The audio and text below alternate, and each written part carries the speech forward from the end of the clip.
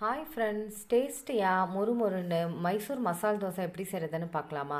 அதுக்கு கடாயில் கொஞ்சமாக எண்ணெய் சேர்த்துட்டு 3 தக்காளி, 3 பல்லு பூண்டு, 5 காஷ்மீரி மிளகாயை சேர்த்து நல்லா வதக்கிட்டு ஆற வச்சு மிக்ஸி ஜாரில் சேர்த்து தேவையான அளவு உப்பையும் சேர்த்து இதை போல் அரைச்சி வச்சுக்கோங்க. இப்போ கடாயில் கொஞ்சமாக எண்ணெய் சேர்த்துட்டு கடுகு, கடலப்பருப்பு, உளுந்தம்பருப்பு இது எல்லாத்தையும் சேர்த்துக்கோங்க.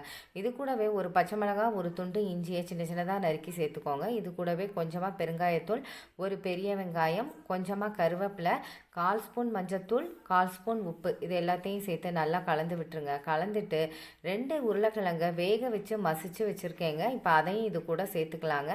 சேர்த்துட்டு கொஞ்சமாக தண்ணி விட்டு அதையும் நல்லா கலந்து விடுங்க. கலந்துட்டு ஒரு 5 நிமிஷம் கழித்து கொஞ்சமாக கொத்தமல்லி தலையும் சேர்த்துக்கோங்க. அவ்வளோதாங்க, உருளைக்கிழங்கு மசாலா ரெடி. இப்போ தோசைக்கல்லில் ஒரு தோசையை ஊற்றிக்கலாங்க. தோசை ஊற்றிட்டு கொஞ்சமாக எண்ணெய் சேர்த்து நல்லா பொன்னிறமான பிறகு ஒரு ஸ்பூன் சட்னி எடுத்து இதை போல் தடவிட்டு நம்ம ரெடி பண்ணி வச்சுருக்க உருளைக்கிழங்கையும் இது போல் சேர்த்து இதை ஒன் சைடாக மூடினீங்கன்னா டேஸ்டியான மைசூர் மசால் தோசை ரெடி.